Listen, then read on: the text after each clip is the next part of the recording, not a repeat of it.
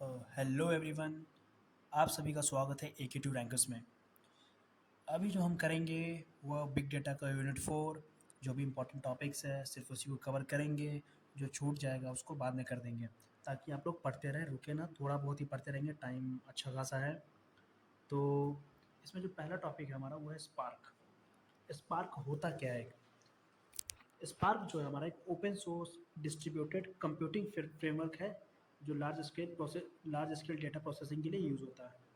मतलब क्या होता है, जो मैप रेड्यूस जो काम करता है वही ये काम करता है, लेकिन ये कुछ ज़्यादा ही मतलब अच्छा है उससे। मतलब ओपन सोर्स है, फ्री है, और डिस्ट्रीब्यूटेड कंप्यूटिंग फ्रेमवर्क है, जो क्या करता है, लार्ज स्केल डेटा प्रोसेसिंग के लिए यूज़ होता है। जो भी लार्ज स्केल डेटा होता है, मतलब बिग डेटा के लिए एक तरीके से उसको प्रोसेस करने के लिए हम लोग यूज़ करते हैं।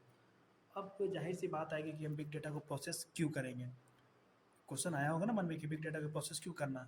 तो आप लोग देखे होंगे कि जो छोटे मोटे डेटा होते हैं हमारे एसक्यूएल क्वेरीज, जो भी माई स्केल होता है डेटाबेस पे, रो कॉलम के फॉर्म में हम लोग उसको मैनेज कर लेते हैं। पर जो बिग डेटा होता है उनको मैनेज करना बहुत ज़्यादा कॉम्प्लेक्स हो जाता है, जिसके लिए हम अलग अलग टूल्स यूज़ करते हैं। इसमें हडूप हो गया, SDFS हो गया, मैप रेड्यूस हो गया, स्पार्क हो गया, और बहुत सारी चीज़ें हैं जो हम लोग यूज़ करते हैं बिग डेटा को मैनेज और हैंडल करने के लिए। तो उसी में से एक स्पार्क भी है हमारा। ये क्या करता है, ये इन मेमोरी कंपटीशन करता है, मतलब मेमोरी के अंदर, मतलब मेमोरी का अच्छा यूज़ करता है ये। जिससे क्या होता है, जो भी डेटा प्रोसेसिंग होता है बहुत ज़्यादा फास्ट हो जाता है, as compare to traditional system like Hadoop map reduce. मतलब जो ट्रेडिशनल सिस्टम में हडूप मैप रेड्यूस में करते थे, और जैसे एक मैप फंक्शन होता था, जो भी इनपुट डेटा उसको मैप करता था, फिर सफल करके हर कॉम्बिनेशन बनाता था, फिर उसको रिड्यूस किया जाता था। अब इसके मेन पॉइंट्स क्या-क्या है, जैसे कि डेवलप किया गया था अपाचे सॉफ्टवेयर फाउंडेशन के ज़रिए। इसको जो लिखा गया उस प्रोग्रामिंग लैंग्वेज का जो नाम है वो है स्केला। सपोर्ट करता है जावा भी और पाइथन भी। यूज़ किया गया था for batch and real time streaming, जैसे कि एसक्यूएल क्वेरीज के लिए, machine learning and graph processing के लिए इसका यूज़ होता है। इसके अंदर फीचर्स क्या-क्या है? फीचर्स है कि जैसे कि पहला हम जैसे कि बता चुके हैं कि इन मेमोरी कंप्यूटेशन करता है। कंप्यूटेशन का मतलब होता है कि जैसे स्पार्क जो होता है हमारा डेटा को रैम में प्रोसेस करता है। जो भी डेटा होता है हमारा, स्पार्क उसको किस में प्रोसेस करता है? रैम के अंदर, जो इसे बहुत फास्ट बना देता है एज़ कम्पेयर टू हडूप। मतलब हडूप के मुकाबले इसको बहुत ज़्यादा फास्ट बना देता है। Real time processing, spark support करता है real time data processing using spark streaming. ये क्या करता है, जो भी रियल टाइम में डेटा जो आते रहते हैं उसको ये सपोर्ट करता है, प्रोसेस करता है यूजिंग स्पार्क स्ट्रीमिंग का। ईज़ ऑफ यूज़, मतलब ईज़ी टू यूज़ है, मल्टीपल लैंग्वेज सपोर्ट करते हैं, स्केला, जावा, पाइथन। और फिर हमारा है एडवांस एनालिटिक्स। आप इस स्पार्क में मशीन लर्निंग कर सकते हैं, ग्राफ प्रोसेसिंग कर सकते हैं, एसक्यूएल क्वेरीज भी कर सकते हैं, मतलब बहुत कुछ कर सकते हैं। तो ये कुछ ज़्यादा एडवांस एनालिटिक्स के लिए यूज़ होता है। लेज़ी इवैल्यूएशन, स्पार्क के जो ऑपरेशंस होते हैं वो लेज़ी होती है। मतलब जो भी एक्चुअल कंपटीशन तब होती है जब रिक्वायर्ड हो, जब ज़रूरत पड़ती है तभी ये करता है कैलकुलेशन, वरना ये कोई कैलकुलेशन नहीं करता। Fault tolerance, spark RDD use करता है। आरडीडी हम पढ़ेंगे होता क्या है। स्पार्क क्या करता है, आरडीडी का यूज़ करता है, जो ऑटोमेटिकली डेटा को रिकवरी करता है अगर नोड फेल हो जाए तो। ये क्या करता है, जो भी हमारा स्पार्क, अगर डेटा नोड फेल हो जाता है तो ऑटोमेटिकली उसको रिकवर कर लेता है डेटा को। मल्टीपल डेटा सोर्सेज होता है, spark can read write from SDFS, hive, HBase, बहुत सारी चीज़ों से इसको क्या कर सकता है, ये सारे ऑपरेशंस परफॉर्म कर सकता है। अब इसमें क्वेश्चन आता है इंस्टॉलेशन ऑफ स्पार्क। इंस्टॉलेशन क्या करेंगे, पहले जावा इंस्टॉल करेंगे, फिर स्पार्क को डाउनलोड करेंगे, फिर जो भी स्पार्क हमारा जिप फाइल में होगा उसको एक्सट्रैक्ट करेंगे, उसके बाद इन्वायरमेंट वेरिएबल्स में जाकर उसको सेट करेंगे, फिर हम क्या करेंगे, स्पार्क को टेस्ट करेंगे सीधी सी। फिर हमारा स्केला। स्केला क्या है, स्केला एक तरीके का हाई लेवल प्रोग्रामिंग लैंग्वेज है, जो object oriented and functional programming दोनों को सपोर्ट करती है। ये क्या करता है, उप्स को तो सपोर्ट करती है बट लेकिन फंक्शनल प्रोग्रामिंग इसको भी सपोर्ट करती है।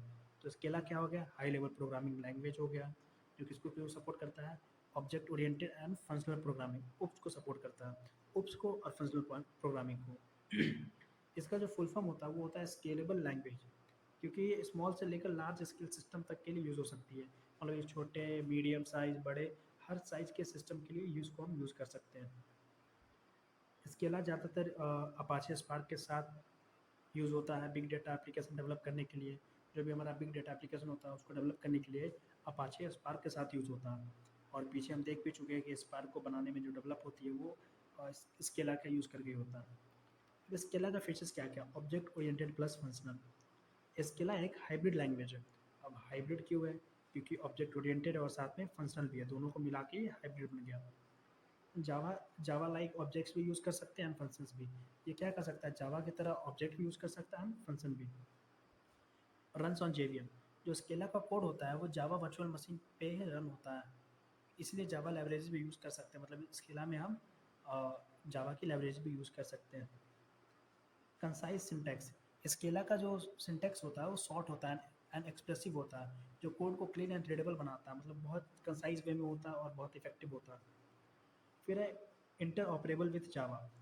आप स्केला में लिखा हुआ कोड इजीली जावा के साथ मिला के यूज़ कर सकते हैं। मतलब इन दोनों को कंबाइन करके आप जावा और स्केला को उसके साथ यूज़ कर सकते हैं उसको।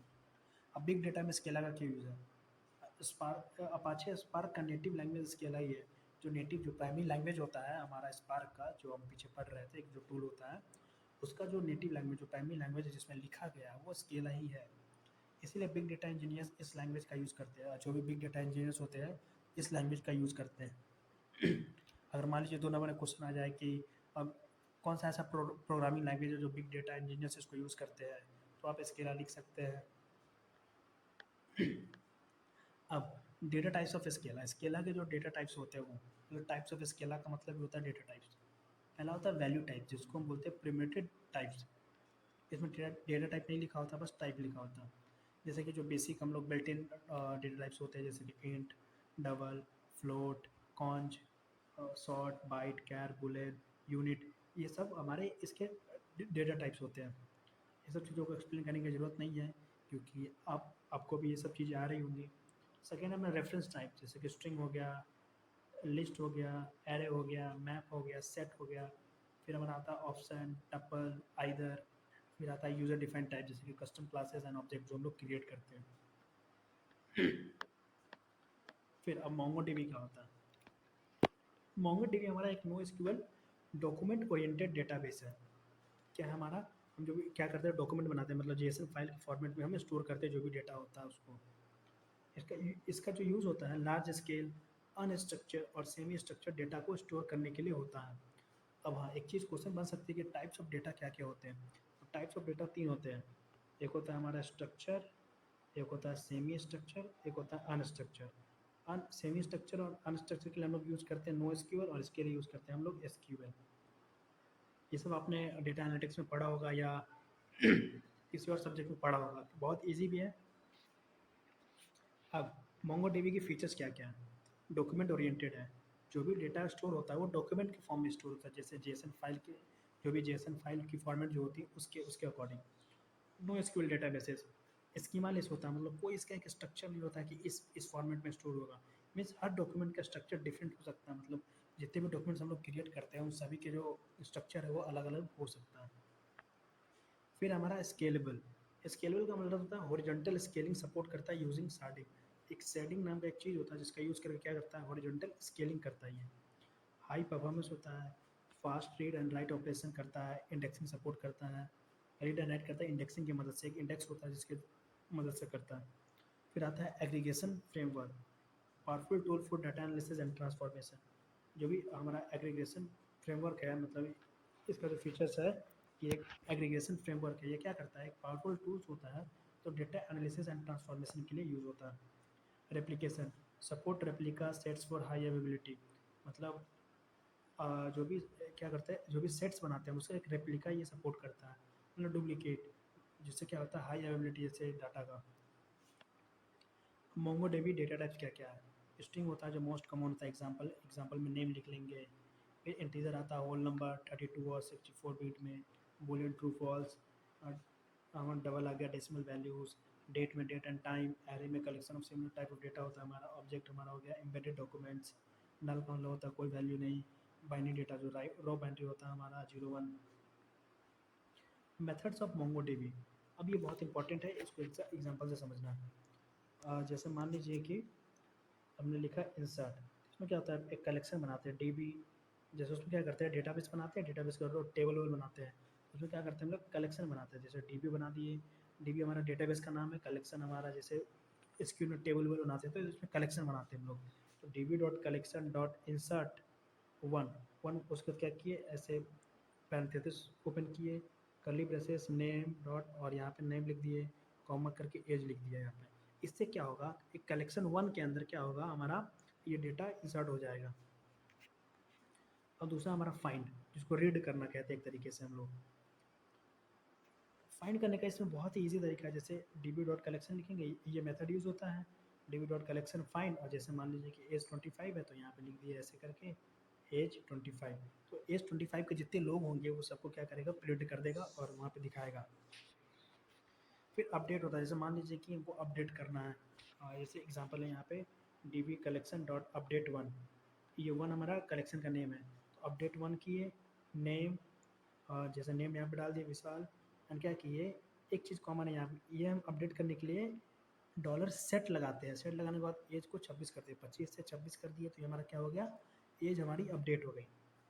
अब डिलीट में क्या करते हैं, D B dot collection delete one dollar name Vishal, अगर डिलीट करना है, जैसे जो नेम था विशाल उसके नाम से जितने भी डेटा है सबको डिलीट कर देगा ये। अगर इसका पहले सिंटेक्स लिखेंगे ऐसे, जैसे database dot collection dot insert फिर कलेक्शन नेम, देन जो भी हमको डेटा भरना है अपने अकॉर्डिंग इसको लिख लीजिएगा कहीं।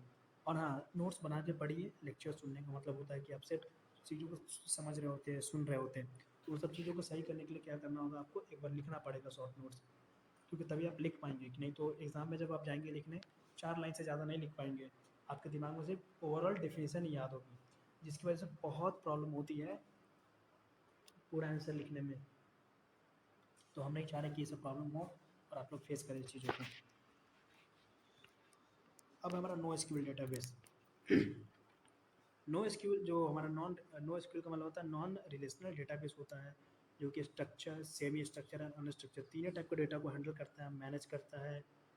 और ये मॉडर्न एप्लीकेशन के लिए काफ़ी फ्लेक्सिबल एंड स्केलेबल है, जो भी मॉडर्न एप्लीकेशन यूज़ होते हैं जिसके अंदर हम लोग बिग डेटा देते हैं, इंस्टाग्राम हो गया, व्हाट्सएप हो गया, फेसबुक हो गया, ये सब क्या करते हैं, नो एसक्यूएल डेटाबेस का यूज़ करते हैं। फीचर्स क्या क्या है, अब पहला नॉन नॉन रिलेशनल, रिलेशन का मतलब होता है कि टेबल, रो और कॉलम के फॉर्म में हम इसको स्टोर नहीं करते हैं, डेटा को टेबल्स और रो के कॉलम के फॉर्म में स्टोर नहीं किया जाता है। रिलेशनल का मतलब भी होता है टेबलर फॉर्म। फिर होता है हमारा फ्लेक्सिबल स्कीमा, जैसे एसक्यूएल पढ़े हो गए तो उसमें बस एक हम ऐसे बनाते थे, रो कॉलम होता था, जैसे यहाँ पे नेम डाल दिए, नेम नेम नेम नेम आ गया, यहाँ पे एज डाल दिए, एज एज एज आ गया, यहाँ पे जो इस फॉर्मेट में सेव होता था, जो कि एक फिक्स होता था हमारा स्ट्रक्चर। स्कीमा का मतलब होता है स्ट्रक्चर। लेकिन नो स्कीम में क्या होता है, कोई डेटा ऐसे सेव हो सकता है कि वैल्यू पेयर में, कोई कलेक्शन के जेसन लाइक स्ट्रक्चर में सेव होता है, मतलब कोई एक फिक्स नहीं होता, हम कुछ भी यूज़ कर सकते हैं इसमें। फिर उसके बाद है हमारा high performance, fast read and operation perform कर सकता है ये हमारा नो एसक्यूएल के जरिए सब क्या कर सकते हैं, जो भी ऑपरेशन होते हैं रीड राइट उसको अच्छे से कर सकते हैं हम लोग। फिर हमारा डिस्ट्रीब्यूटेड आर्किटेक्चर, डिस्ट्रीब्यूटेड आर्किटेक्चर का मतलब होता है जो भी डेटाज होते हैं मल्टीपल सर्वर पे स्टोर होता है, जैसे एक जगह पे स्टोर ना होकर क्या होता है मल्टीपल सर्वर्स पे होते हैं, ताकि इन केस अगर कुछ हो, जैसे डेटा फेलियर आया तो वहाँ से बैकअप कर सके। लिखा हुआ है for reliability and fault tolerance, जो भी फॉल्ट होगा उसको टॉलरेट करने के लिए, एंड रिलायबल होता है मतलब सेफली सिक्योरली एंड बैकअप होता है हमारे पास उसका। फिर है फीचर्स हैंडल्स बिग डेटा, ये क्या करता है लार्ज डेटा सेट्स को एंड हाई वेलोसिटी डेटा को के लिए क्या करता है बहुत ज़्यादा सूटेबल होता है। फिर आता है नो ज्वाइंस, आपने अगर किसी ने अगर डेटाबेस पढ़ा होगा तो उसमें inner join, outer join, left join, right join होता था, जो बहुत ज़्यादा कॉम्प्लेक्स होता था। इसमें कोई ज्वाइंस नहीं होता, जिसकी वजह से बहुत ईजी होता है यूज़ करना। अब types of no SQL databases, जो हम बात कर रहे थे कि कोई फिक्स्ड स्कीमा नहीं होता है, तो वो इन्हीं की बात कर रहा था इस फॉर्मेट की। एक होता है की वैल्यू स्टोर, डेटा को की वैल्यू पेयर में स्टोर करते हैं। की वैल्यू पेयर का मतलब होता है कि जैसे मान लीजिए 1 पे हम सेव कर दिए नेम, 2 पे कर दिए एज, ऐसे ऐसे करके, जैसे नेम इक्वल टू, जैसे मान लीजिए हम लिख दिए AK2 रैंकर्स, AK2 रैंकर्स, तो ये हमारा हो गया की, ये हो गया वैल्यू। अब जैसे लिख देते हैं यूट्यूब चैनल का नेम हो गया AK2 रैंकर्स, तो ये हमारा की हो गया और ये वैल्यू हो गया। फिर दूसरा हमारा document oriented database, document oriented database का मतलब होता है या तो हम XML फॉर्मेट का यूज़ करते हैं या JSON का फॉर्मेट का यूज़ करते हैं डेटा को स्टोर करने के लिए। JSON का फॉर्मेट ऐसे कुछ करके होता है यहाँ पे, ऐसे नेम डॉट ये क्लास डॉट ये ऐसे करके होता है। फिर आता है कॉलम फैमिली स्टोर्स, डेटा को रोज़ की जगह पे कॉलम्स में ऑर्गेनाइज करता है। ये क्या करता है, ये रो कॉलम का तो यूज़ नहीं करता, लेकिन कॉलम का यूज़ करता है कभी कभी डेटा को यूज़ करने के लिए सिंगली। फिर होता है ग्राफ डेटाबेसेस, ग्राफ्स के फॉर्म में ये डेटा को स्टोर करते हैं। जैसे ऐसा कोई ग्राफ है, ऐसे मान लीजिए यहाँ पे कुछ इस नोड पे डेटा स्टोर कर लेगा, कुछ इस नोड पे स्टोर कर लेगा, ऐसे ही करते रहता है। तो इसमें जैसे एक टॉपिक बच रहा है कि मैंने करवाया था, आई थिंक मैं उसको भूल रहा हूँ। लगभग सारे तो हो गए। नो एसक्यूएल डेटाबेसेस हो गए हमारे। नो एसक्यूएल के बाद हमारा जो भी हमारा मोंगोडीबी है उसके जो भी ऑपरेशंस थे सब हो गए हैं। स्केला कर लिए हम लोग। स्केला के बाद हम लोग क्या कर लिए, हमारा ये स्पार्क हो ही गया है। स्पार्क के अलावा आई थिंक कुछ छूट रहा है। हाँ, मैं उस चीज़ को एक बार गो थ्रू कर लेता हूँ कि कुछ छूट तो नहीं रहा, ताकि बाद में कुछ दिक्कत ना हो। I think just a minute, मैं चेक कर रहा हूँ कि कुछ छूट तो नहीं रहा है यूनिट 4 से। हाँ, एक चीज़ छूट रहा हमारा, वो है यार्न।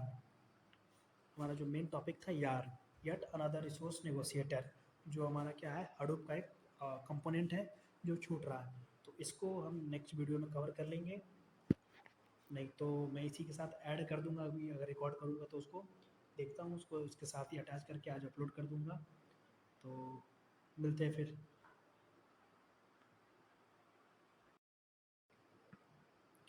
अब समझते हैं कि यार्न होता क्या है हमारा। यार्न का जो फुल फॉर्म होता है वो होता है येट अनदर रिसोर्स नेगोशिएटर। ये हडूप का एक इकोसिस्टम का एक कोर कंपोनेंट है जो रिसोर्स को मैनेजमेंट और जॉब शेड्यूलिंग हैंडल करता है। और जो भी रिसोर्स का मैनेजमेंट या जॉब शेड्यूलिंग होती है उनको ये हैंडल करता है। यार्न क्या करता है, जो हडूप 1.x के मतलब एक वर्जन जो था उसके अंदर कुछ लिमिटेशन थे उसको फिक्स किया गया bye separating processing and resources management. मतलब जो हमारे प्रोसेस और जो प्रोसेसिंग और रिसोर्स मैनेजमेंट था उनको अलग करके उस लिमिटेशन को फिक्स किया गया हडूप 1.x में। अब हडूप का आर्किटेक्चर देखते हैं, और एक मिनट यहाँ पे देखेंगे तो आपको समझ में आएगा। आप यहाँ पे देखिए, एक रिसोर्स मैनेजर है यहाँ पे, क्लाइंट से यहाँ पे आया, फिर रिसोर्स मैनेजर है, रिसोर्स मैनेजर यहाँ फिर किया वो, फिर हमारे पास नोड मैनेजर है, फिर इसके अंदर ऐप मैनेजर है और कंटेनर है।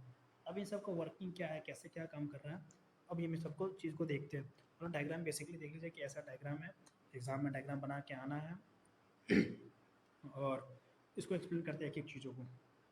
क्लाइंट तो हम ही लोग हो गए जो डेटा देते हैं, जो बिग डेटा हम लोग प्रोवाइड करते हैं। अब यान के कॉम्पोनेंट जैसे रिसोर्स मैनेजर, रिसोर्स जो मैनेजर होता है जो बीच में था हमारा यहाँ पे जो था रिसोर्स मैनेजर और क्लाइंट ऐसे था। तो रिसोर्स मैनेजर क्या करता है, ये क्लस्टर का मास्टर होता है। क्लस्टर का मास्टर होता है मतलब क्लस्टरिंग करता है, छोटे छोटे पार्ट्स में डिवाइड करता है। इसके दो मेजर पार्ट्स होते हैं, एक होता है शेड्यूलर। शेड्यूलर क्या करता है, जो सिर्फ रिसोर्स को एलोकेट करता है, नो जॉब लॉजिक, मतलब कोई जॉब लॉजिक नहीं होता इसका, जो एक ही काम है रिसोर्स को एलोकेट करता है। और दूसरा हमारा एप्लीकेशन मैनेजर। एप्लीकेशन मैनेजर क्या करता है, जो भी न्यू एप्लीकेशन को एक्सेप्ट करता है और यूज़र के जरिए, और उनके लिए एप्लीकेशन मास्टर लॉन्च करता है। जो भी न्यू न्यू एप्लीकेशन को एक्सेप्ट किया, एक्सेप्ट करने के बाद क्या करता है, जो भी हमारा एप्लीकेशन मास्टर है उसके लिए जो एप्लीकेशन को एक्सेप्ट किया वो एप्लीकेशन मास्टर को लॉन्च कर देता है उसके लिए। फिर हमारा नोड मैनेजर, ये इंडिविजुअल नोड्स पे रन होता है। नोड मैनेजर जो होता है आपने देखा होगा कि यहाँ पे रिसोर्स मैनेजर था और यहाँ पे नोड मैनेजर, जितने भी नोड थे उन सब पे, जैसे 3 क्लाइंट थे तो जैसे 3 मैनेजर थे, और ये हर इंडिविजुअल नोड पे था। ये क्या करता है, रिसोर्स मैनेजर के साथ कम्युनिकेट करता है। ये जो हमारा नोड मैनेजर था इधर, ये इसके साथ क्या करता है, कम्युनिकेट करता है अपने नोड के रिसोर्सेज, मतलब अपने जो भी नोड के रिसोर्सेज यूजेज हो जैसे कि सीपीयू मेमोरी का, उन सबको मॉनिटर करता है। मॉनिटर इन द सेंस कि ट्रैक करता है कि कितना यूज़ हो रहा है, कहाँ पे चीज़ें रखी गई हैं, सब चीज़ों को। कंटेनर्स का लॉन्च करता है on behalf of application master. ये क्या करता है, अगर एप्लीकेशन मास्टर नहीं है तो उनके बिहाफ पे, उनके जगह पे क्या करता है, कंटेनर को लॉन्च करता है। फिर है हमारा एप्लीकेशन मास्टर जिसको एएम बोलते हैं। एप्लीकेशन मास्टर जैसे होता है, हर एप्लीकेशन या जॉब के लिए एक सेपरेट एक सेपरेट एम होता है। एम इन द सेंस कि हमारा एप्लीकेशन मैनेजर होता है। हर एप्लीकेशन या जॉब के लिए एक सेपरेट हमारा एप्लीकेशन मैनेजर होता है। मतलब सेपरेटली हम लोग क्या करते हैं, एक एप्लीकेशन मैनेजर हर एप्लीकेशन के लिए देता है ताकि उसको एक्सेप्ट करे। ये एप्लीकेशन के लिए रिक्वायर्ड रिसोर्सेज को रिक्वेस्ट करता है फ्रॉम रिसोर्स मैनेजर। ये क्या करता है, एप्लीकेशन के लिए रिक्वायर्ड रिसोर्सेज जो भी एप्लीकेशन आए हैं उनको जो जो रिसोर्सेज रिक्वायर्ड है उनको एक क्या करता है, रिसोर्स मैनेजर रिक्वेस्ट करता है। जॉब को मैनेज करता है, क्या करता है, जो भी जॉब्स होती है उनको मैनेज करता है, जैसे कि शेड्यूलिंग, टास्क एग्जीक्यूशन, मॉनिटरिंग, इन सब चीज़ों को मैनेज करता है। अब कंटेनर क्या होता है, कंटेनर हमारा एक लाइट वेट एग्जीक्यूशन इन्वायरमेंट होता है। जो भी कंटेनर होता है एक लाइट वेट एग्जीक्यूशन इन्वायरमेंट होता है जिसके अंदर सारी चीज़ें एग्जीक्यूट होती है। एक कंटेनर के अंदर एक टास्क या प्रोसेस रन होता है, जाहिर सी बात है एग्जीक्यूट होता है, इसका मतलब उसके अंदर ही प्रोसेस होगा, वो जो भी टास्क होगा या रन होगा। जो नोड मैनेजर होता है इन कंटेनर को लॉन्च करता है based on application manager instructions. Application manager जब इंस्ट्रक्शन देता है तो वो क्या करता है, जो भी नोड मैनेजर होता है इन कंटेनर्स को लॉन्च कर देता है। फ्लो ऑफ एजुकेशन समझते हैं, जैसे डायग्राम में देख रहे थे। क्लाइंट जॉब भेजता है रिसोर्स मैनेजर को, जो भी क्लाइंट था जॉब भेजा रिसोर्स मैनेजर को। जो भी रिसोर्स मैनेजर लॉन्च करता है एक एप्लीकेशन मास्टर को, ये एक एप्लीकेशन मास्टर को लॉन्च करता है एक कंटेनर के अंदर ही।